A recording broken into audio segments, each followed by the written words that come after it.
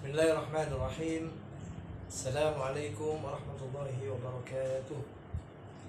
Alhamdulillah nahmaduhu wa nasta'inuhu wa nastahdihi wa na'udzu billahi min syururi anfusina wa sayyiati a'malina. May yahdihillahu fala mudilla lahu wa may yudlil fala hadiya lahu. Wa asyhadu an la ilaha illallah wahdahu la syarika lahu wa asyhadu anna Muhammadan abduhu wa rasuluhu, amma ba'du.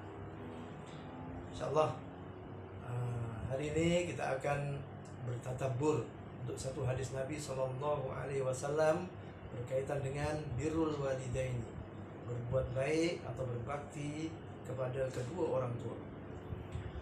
Sayyidina Abdullah bin Mas'ud radhiyallahu anhu pernah bertanya kepada Rasulullah Sallallahu Alaihi Wasallam, ayyul a'mal ahabbu ilallah. Ya Rasulullah, amalan apa yang paling dicintai oleh Allah? Rasulullah Shallallahu Alaihi Wasallam menjawab, as-salatu ala waqtiha, solat mengikut waktunya. Summa ayyun. Kemudian beliau bertanya lagi, kemudian apa ya Rasulullah selain daripada itu? Birrul walidaini. Selain daripada solat tuh, di bawah dia sikit, berbuat baik kepada orang tua. Summa ayyun. Kemudian apa lagi ya Rasulullah? Jihadun fi sabilillah, berjihad di jalan Allah. Al-hadis al-kamaqal. Jadi kalau kita tengok daripada hadis ini, maknanya kedudukan berbuat baik kepada orang tua itu sangat tinggi dalam Islam. Ini antara kelebihan syariat Islam dibanding dengan yang lain. Saudara-saudara, kalau kita tengok di Rusia nih, yang komunis ini, pernah ada yang bagi cadangan. Orang-orang tua nih, kalau masih remaja-remaja, dia produktif, boleh kerja, boleh datangkan duit. Tapi kalau dah tua, mereka kata tak produktif. Jadi supaya ada manfaat, eloknya dibunuh saja kemudian dijadikan baja. Jadi nanti boleh ada keluar tanaman, keluar buah. Itu di Rusia. Kemudian di Eropa, saya pernah baca satu buku, kalau tak silap ditulis oleh Profesor Dr. Yusuf Qaradawi. Ada satu buku, dia cerita berlaku case. Jadi di salah satu negara di Eropa sana, ada seorang emak ayah, dijumpai meninggal darput. Polis jumpa di satu rumah darput. Ketika anaknya dipanggil, dia beritahu, macam mana awak tak tahu mak ayah ini. Dia kata apa? 3 bulan lepas saya dah tengok dah, okey je. Jadi tengok hubungan mak ayah beza dengan Islam. Sangat beza dengan Islam. Kalau Islam, jadi banyak hubungan antara anak dengan orang tua lagi tua, banyak tua orang tu lagi tinggi kehormatan yang kita kena berikan kepadanya. Di Belanda sana, di antara negara-negara yang ini bukan Islam kan, di Belanda sana, orang-orang tua nih supaya tak mengganggu privasi anak dia, orang tua ini dibuatkan rumah sendiri supaya duduk tempat lain. Dia tak nak satu rumah dengan anak dia, sebab kalau satu rumah nanti mengganggu privasi dia, suka menasihati, suka komplain macam-macam. Supaya tak berlaku macam tu, dibuatkan rumah sendiri jauh daripada anak-anak dia. Bahkan saya pernah ada tetamu dari Belanda, dia cerita kat Belanda sana ada satu kawasan, dipanggil kawasan ini anak-anak negara.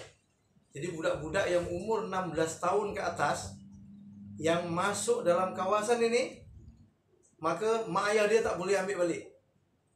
Kalau nak ambil anak dia, polis itu akan tanya dulu, hei budak, kamu nak tak jadi anak orang ni? Kalau dia cakap saya tak nak, dia tak boleh ambil. Sampai ke peringkat macam tu. Itu yang di luar Islam. Tapi kalau di Islam terbalik. Islam sangat-sangat menggalakkan, memerintahkan, mewajibkan kita birrul walidaini, bersikap baik dengan mak ayah. Sampai peringkat Rasulullah Shallallahu Alaihi Wasallam pernah bersabda, raghima anfu rajulin, sangat-sangat rugilah seorang laki-laki adraka abawaihi kabirani falam yudkhilahul jannah. Kalau dia sempat hidup dengan kedua ibu bapanya yang dah tua, tapi peluang ini tak dapat memasukkan dia ke syurga, itu rugi. Sebab itulah bagi Islam, itulah peluang yang sangat besar. Ya, berbuat baik dengan orang tua akan dapat pahala yang besar. Banyak diceritakan dalam hadis macam mana balasan anak yang berbuat baik dengan orang tuanya. Antaranya adalah, mungkin hadis ini famous tentang ada 3 orang yang terperangkap dalam gua. Ada tiga orang sahabat tengah berjalan di padang pasir, tiba-tiba hujan, maka berteduh masuk dalam satu gua. Ketika dia masuk, dan tiba-tiba berlaku gempa bumi. Maka ketika berlaku gempa bumi itu, ada sokhro atau batu besar menutup pintu gua. Maka dulu tak ada handphone, jadi nak minta tolong ni siapa, menjerit tak ada orang dengar.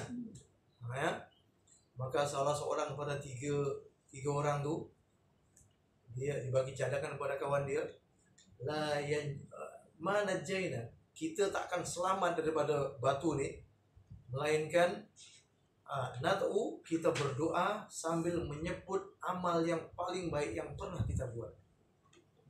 Maka orang yang pertama tu, dia cerita, disebut kat situ, ya Allah, saya ini kerja saya mengembala kambing dan bawa susu kambing pulang. Setiap hari saya macam tu. Dan kebiasaan saya, mak ayah saya dah tua kat rumah. Saya karena nak menghormati mak dan ayah ini, saya akan bagi susu kambing tu, saya akan bagi ke mak dan ayah dulu. Baru saya akan bagi kepada isteri dan anak saya. Sampai pada suatu hari, karena ada satu hal, saya balik lewat. Karena balik lewat sampai rumah, mak dan ayah saya sudah tertidur. Karena tertidur, ya Allah, sebab saya menghormati mak ayah saya tak akan bagi air susu ni kepada orang lain sebelum saya bagi kepada mak ayah saya. Maka saya tunggu depan pintu sampai mak saya bangun. Masa itu anak saya tarik baju saya sebab lapar. Saya tak bagi. Selepas esok pagi ketika mak dan ayah saya bangun, saya bagi minum susu dulu dengan mak ayah saya. Lepas tu bagi dia, baru saya bagi anak-anak dan istri saya. Ya Allah, kalau amalan ini Engkau anggap baik, maka selamatkanlah kami dari batu. Selepas berdoa macam tu, maka bergegarlah gua tadi tu, berlaku gempa bumi, maka batu ni bergeser. Tapi orang ni tak dapat lepas sebab dia ada 3 orang. Doanya tu makbul, tapi baru sepertiga je.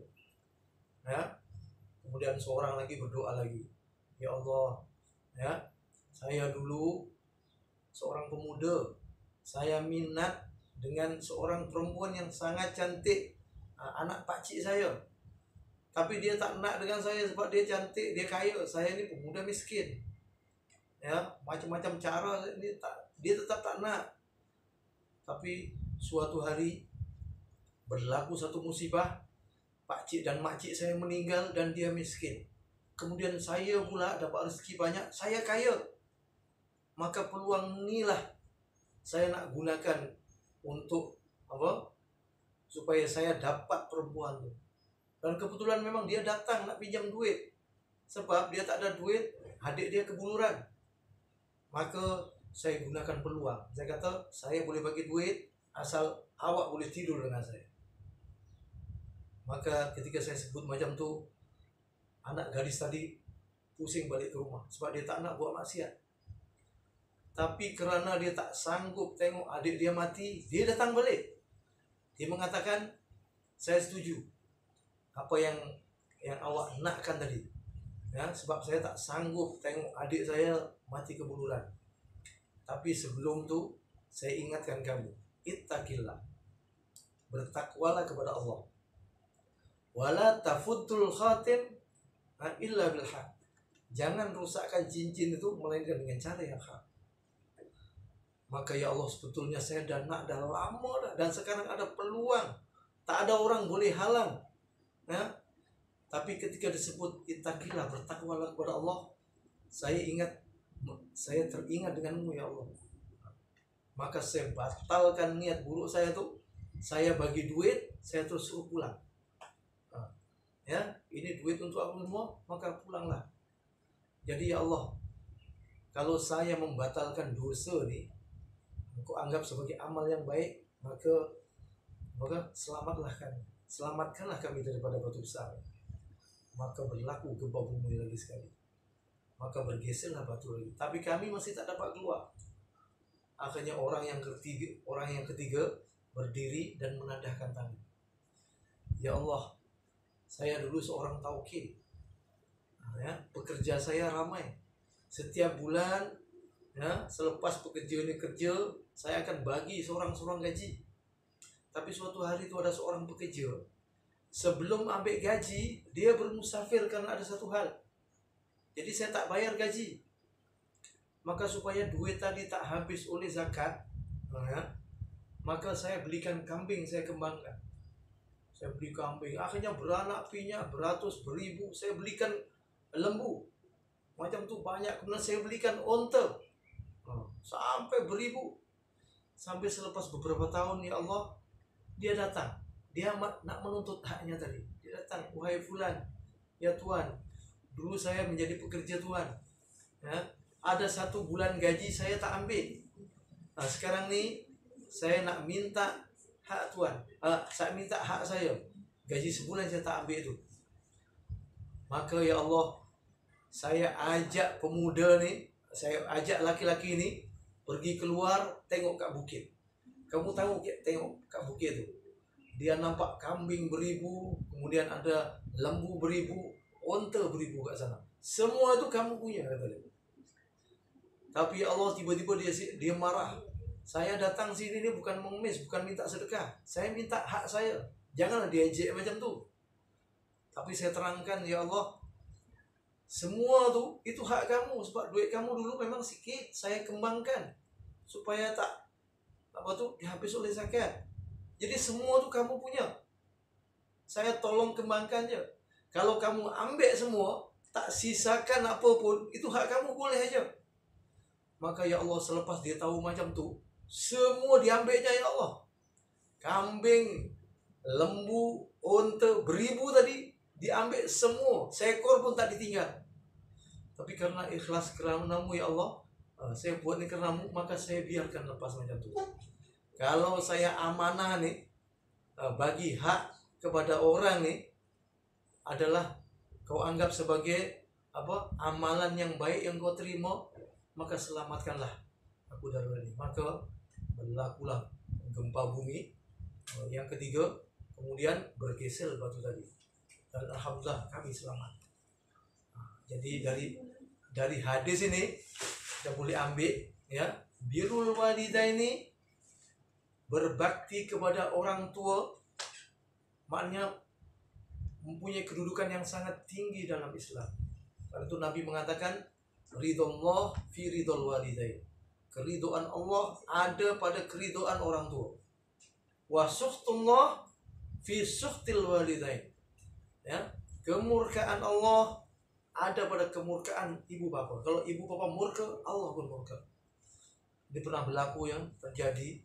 Ada seorang yang kaya raya, pernah derhaka, ya, derhaka. Dan ini diceritakan oleh orang itu sendiri. Ini berlaku di negara Arab nih. Ada seorang orang tua, anaknya sangat derhaka dengan dia. Ya, anak dia laki-laki itu halau dia.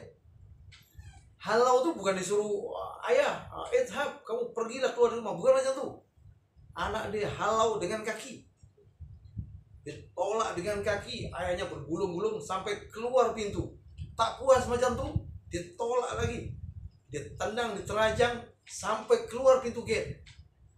Sampai keluar di pintu gate, laki-laki itu kata, yakfi, cukup sampai sini aja anakku. Anak dia tanya, kenapa? Sebab aku dulu buat atuk kamu sampai sini aja.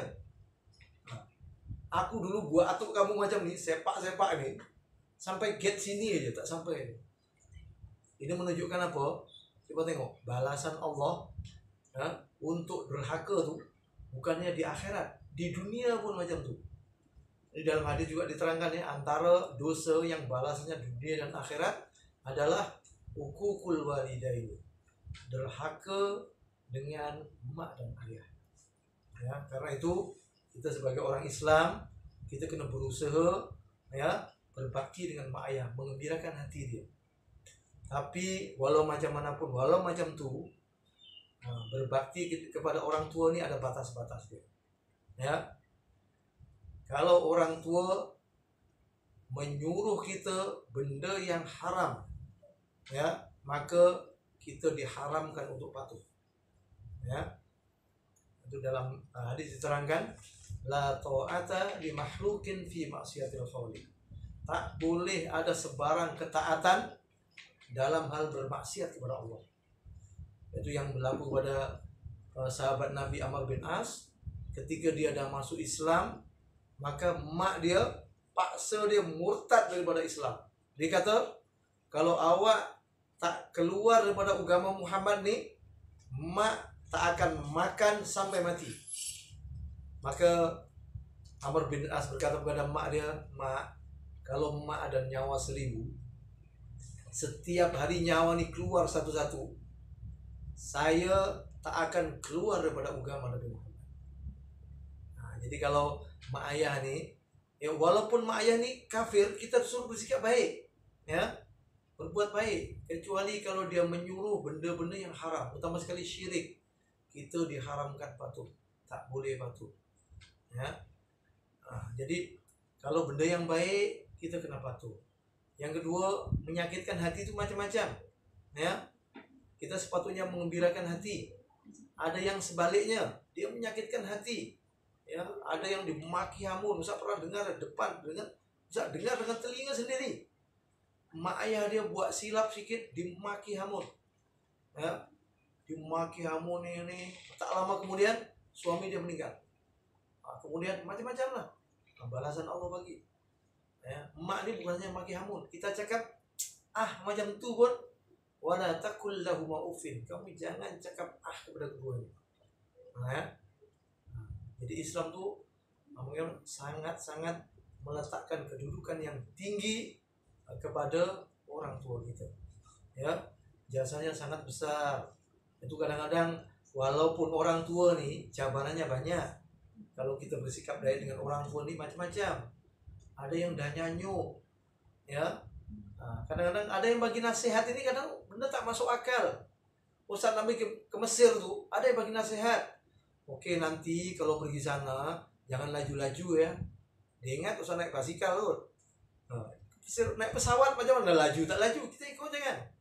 Tapi niat dia baik. Sebab nak bagi nasihat ke kita cakap je, okey terima kasih. Sebab niat dia baik kepada kita, dia sayang kita. Ya. Jadi kalau boleh, kalau itu benda tak baik, kalau boleh jangan bantah direct, sikit-sikit. Difahamkan sikit-sikit. Ya. Kemudian antara amalan-amalan yang boleh mengembirakan hati dia, ya. Sebab dia nak kita beriman kepada Allah, dia suka.